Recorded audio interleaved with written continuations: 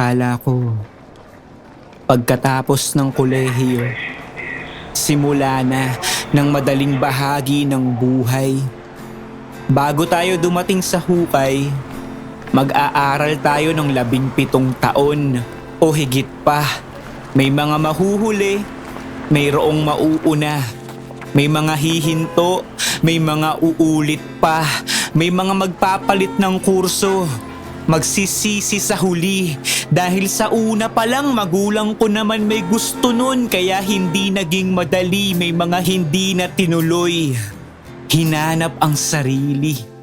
Nagtrabaho kung saan-saan hanggang matagpuan ng hilig. May mga doktor na naging musikero, artistang naging inhinyero, atletang naging tindero, dating kusinerong nagmamaneho na ngayon ng taxi na Demetro, guro na naging estudyante ulit, estudyante na magaling gumupit, barbero na mahilig magkwento, pulis na sawa na sa inkwentro, yung iba hindi nila makita sa Pinas. Kaya nilakbay pa ang ibang bansa na masukan, nangamuhan, mabahuan man sa palikuran. Pamilyang iniwan, di tatalikuran, nagsilbi hanggang makaangat.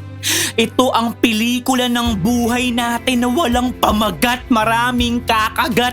Sa patalim, sa madaling paraan, sa madilim kung saan hindi ka na makita. Para lang kumita, nawalan sa'yo ng balita, kamusta? Alam kong marami ka nang naging maling desisyon. Habang tumatanda, mas masakit sa ulo. Kung babalikan mo lang lahat yun, ito ka ngayon. Unti-unti nang nababaon, masasayang lang ang luha mo. Kung di ka napapalag at papalagpasin na lang ang mga pagkakataon, hindi ko na iisa-isahin. Dahil sa huli, isa lang din naman ang gusto mong mangyari. Yun ang balang araw, magawa ka ring maipagmalaki. Sino bang matagumpay?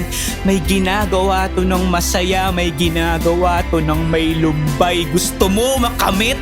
Kahit baligtarin ang damit, mawawala't mawawala ka muna bago makabalik. Baon mo ay halik.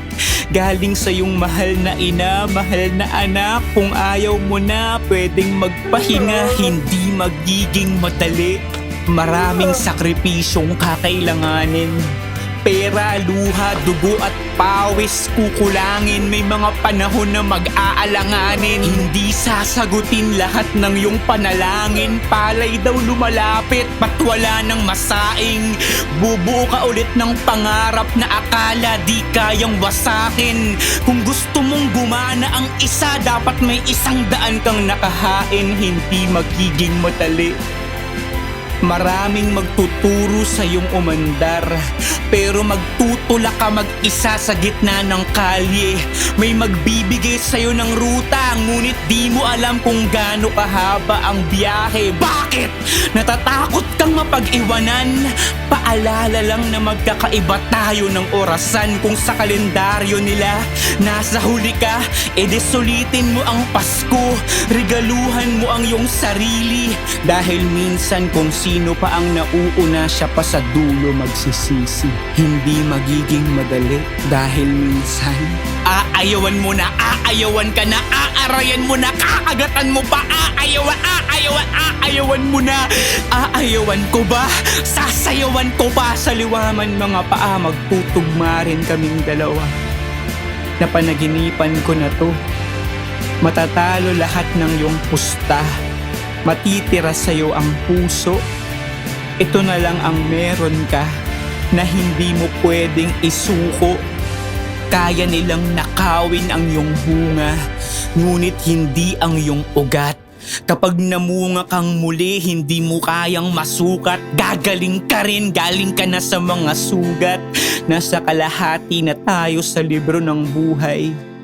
Pakiusap, isipin mo yung rason mo noon kung bakit ginagawa mo pa rin to ngayon. Yung batang ikaw, tinitingala ka pa rin. Huwag mo sanang sayangin, nakayanan mo na tong iguhit, kulayan naman natin.